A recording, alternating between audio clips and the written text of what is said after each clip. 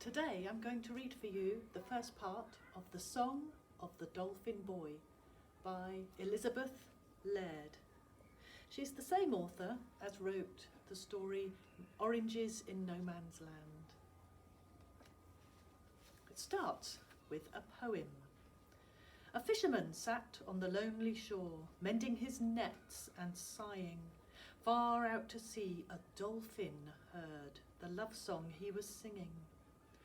She swam like an arrow straight and true, and out of the water did run. No dolphin now, a woman fair, her hair from pure gold spun. The fisherman's heart beat fast with joy, and he set her on his knee. She twined her arms around his neck. "I'll marry you," said she. He took her to his little house, high on the cliffs above. She bore a child, a little boy, and her heart was filled with love. The summer passed and the winter passed, and the summer came once more. The dolphin woman sighed and said, "My heart is weary and sore. Oh, I am a woman on the land and a dolphin in the sea. A miraculous child, a magical child, is the son that is born to me. I hear my people calling, calling, and I must go back to the sea. Though I love my man and my baby dear, they will never see more of me." Chapter 1. It all began at Dougie Lamb's 8th birthday party. It wasn't a big party. In fact, there were only 4 other children at it, including Dougie's older sister, Kyla. Mrs. Lamb, Dougie's mum, had been so excited about organising her darling boy's party that she'd have invited 150 children if there'd been 150 children to invite. But Stromhead was a very small village in a far-off corner of Scotland, and there were only a few houses clustered round the harbour, along with a tiny school and a lighthouse up on the cliff top. And there weren't any other children from the village to ask, except for Finn. Nobody ever invited Finn to anything. Kyla and Mrs. Lamb were both small, with lots of smooth blonde hair, and they both liked everything to be pretty and perfect. Sweet was their favourite word, followed by cute. Kyla's dad called them "my sugar plums." He worked on the oil rigs out at sea and was often away from home. Dougie missed him dreadfully. Mr. Lamb would never have given him a kitten jigsaw puzzle for his birthday, like Kyla had, which was nearly as bad as the little Prince Charming outfit from his mum. No, Dougie's dad gave him useful, interesting things, like sets of spanners and a chain with a padlock and key. Dougie had adored them as soon as he'd seen them. This was a grown-up present, something useful. He could stop things from opening and tie things down. It made him feel in control. In fact, the padlock and chain were Dougie's favourite possessions of all time. Kyla and Mrs. Lamb had been fussing round all morning getting ready for the party, and at last the little gold clock on the mantelpiece in the sitting room struck a tinkly 3 chimes. It was time for the other children to arrive. In fact, they were walking slowly up the road towards the Lamb's cottage, grumbling all the way. "I never wanted to go to this stupid party anyway," Charlie groaned. He was short and stocky, with a head as hard and round as a cannonball. "Knowing Dougie's mum, it'll be all soft and stupid and babyish.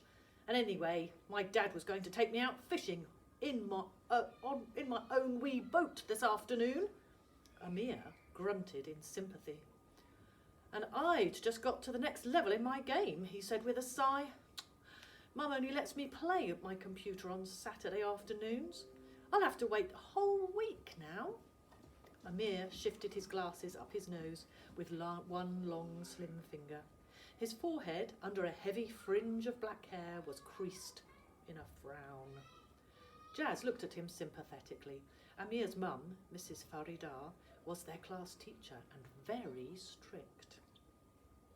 "Well," she said, trying to be fair, "at least there'll be a cake and everything. Anyway, Dougie can't help it that there aren't any other kids of his age around." Charlie scowled at her. "Why do you have to be so stupid and nice all the time?" She crossed her dark eyes and stuck her tongue out at him, pushing her thumbs into her ears and waggled the rest of her hands. Her freckled face looked so funny, framed by bouncing brown hair, that Amir burst out laughing, and even Charlie had to grin.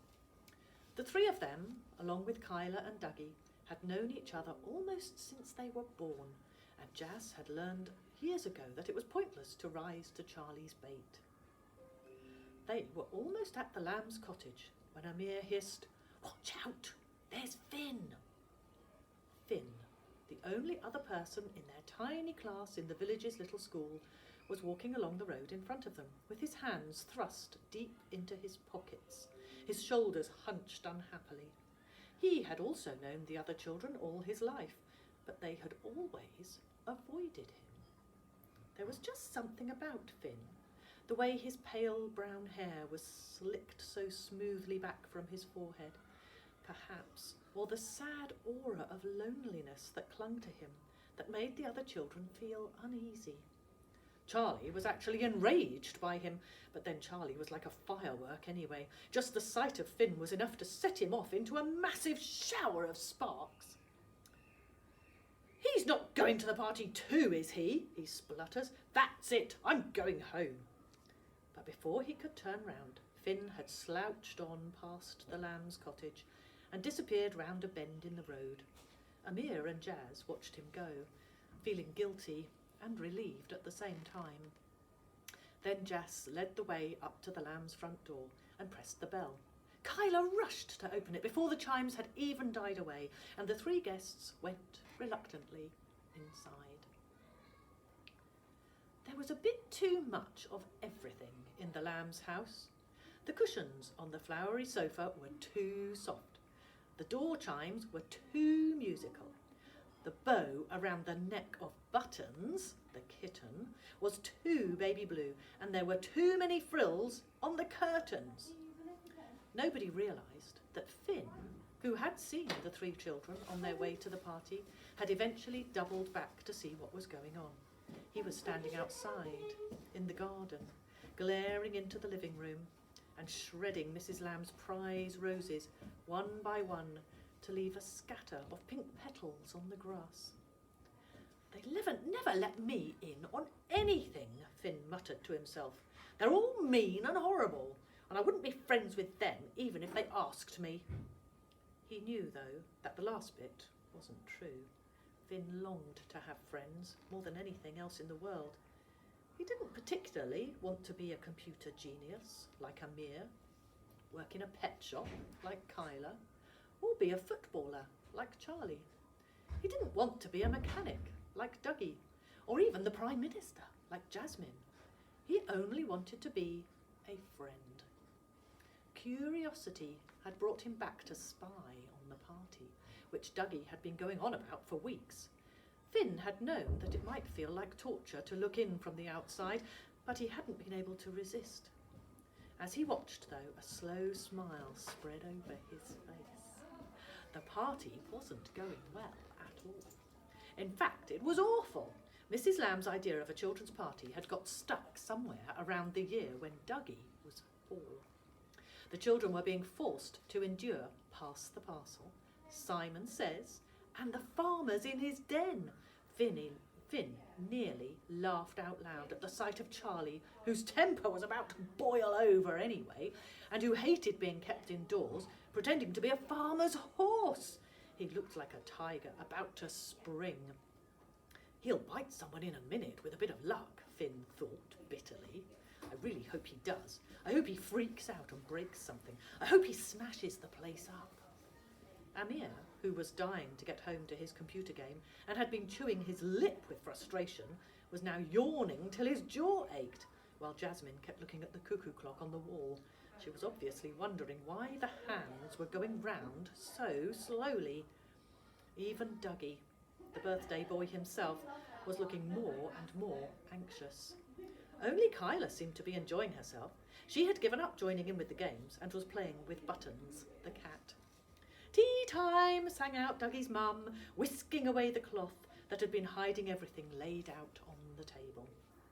Finn's mouth had widened into a broad grin as he'd watched the party fall apart, but the sight of the tea spread out on the table wiped it off his face.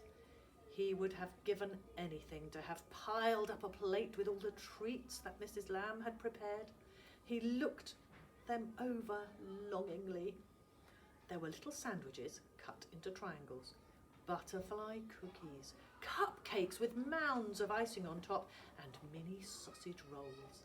His mouth watered so much he had to swallow. He was just about to turn away, unable to torture himself any longer, when he heard Dougie's mum say, "Why don't you save some for your friend Finn? What a pity he couldn't come." Then she went out into the kitchen to fetch another plate of biscuits. Charlie stared at Dougie, disgusted. "You invited Finn?" Dougie laughed nervously. He was nearly 3 years younger than Charlie and looked up to him with a mixture of fear and admiration. "Mum made me write the invitation, but I didn't give it to him. Honestly, Charlie." Finn's fists tightened. "One day I'm going to sort Charlie out. I'm going to," he thought. But he stopped, unable to think of anything bad enough to do to his tormentor. Then he saw Jazz's face. She was frowning at Dougie, as if she thought he'd been mean. "She's the only one who's worth anything," Finn told himself grudgingly. Dougie, realising that his party was going wrong, was desperately counting on the big moment that would put everything right. "Wait till you see my cake," he babbled. "Mum made it herself. It's a special shape. It's going to be a surprise. I think it's going to be a dinosaur." "Yeah, a pretty little dino baby with a bow around its neck," sneered Charlie. "I bet it'll be lovely, Dougie," Jazz said kindly. "I don't care what it looks like, as long as it's chocolate," said Amir. Jazz turned to say something to him and was suddenly facing the window. Finn ducked down quickly behind the rosebush, out of sight. When at last Mrs. Lamb brought the cake out of the kitchen and placed it carefully down in the middle of the table, Finn nearly laughed out loud. It wasn't a dinosaur, and it wasn't even chocolate. It was in the shape of a cat, with the eyes made of sparkly silver balls and a blue bow tied around its neck. Dougie's face went red. "Mum," he wailed, "it's pink!" Charlie snorted, Amir sniggered, Jasmine bit her lip, feeling sorry for Dougie. Kyla clapped her hands. "It's lovely, Mum," she said. "Can I have the tail?"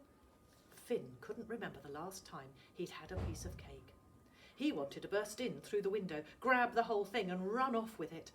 Instead, he watched as the candles were lit and Dougie blew them out. His mouth watered all over again as Mrs. Lamb cut the cake and handed out the pieces. He knew he ought to go before he started to feel too lonely, but he couldn't tear himself away. When the cake was half demolished and everyone's mouth was sticky with pink icing, Charlie said loudly, "Can we go now? My dad'll have brought the boat in. He needs me to help unload the lobster pots." "Not yet, dear," cooed Dougie's mum. "I've had a sweet idea. Now, here's a piece of coloured paper and a felt tip each. I want every one of you to write some birthday wishes to Dougie. Then we'll tie them to the balloons and let them go up into the sky, where the birds can read them and send Dougie birthday messages too." "Mum, no! Mum!" wailed Dougie. "I wouldn't want a bird's message landing on my head, birthday message or no birthday message," said Charlie. The others burst out laughing. "Especially not a great big seagull's," said Amir. "No need to be crude, boys. I'm sure you can think of something lovely to write," said Mrs. Lamb, frowning. "What, you mean like, 'Dougie, you're a sweet, cute, ducky wee bar lamb, coochie coo'?" Charlie whispered to Jasmine. She dug him in the ribs, trying not to laugh. "How do you spell gorgeous?" said Amir, winking at Jazz. Dougie looked as if he was going to be sick. A few minutes later, Finn had to dash out quickly through the garden gate as the children burst out of the house like champagne fizzing out of a bottle. He scrambled up the hill above the village, ignoring the gorse that scratched his legs, and watched as a clutch of brightly coloured balloons were lifted by the breeze out of the hands of the children. With their strings trailing behind them, they floated up and away, skimming the chimneys of the old fishermen's cottages, sailing over the roof of the school where Mrs. Faridar, Amir's mother, was writing reports, above the village shop where Mrs. Lamb worked during the week. They glided past the tall white tower of the lighthouse, where Professor Jameson, Jasmine's father, was writing busily at his desk, and across the harbour, where Charlie's dad was unloading his lobster pots. Then they drifted out to sea, sinking lower as the air hissed out of them, until they landed on the choppy water and bobbed up and down like brightly coloured flowers. For some reason, the sight of them made Finn shudder. Reluctantly, he made his way home to the tumble-down cottage along the cliff top where he lived with his dad. He didn't look back as he walked up the hill, but if he had, he'd have seen Mrs. Lamb standing in her garden, looking down in puzzlement at the mass of torn rose petals all over her neatly mown lawn.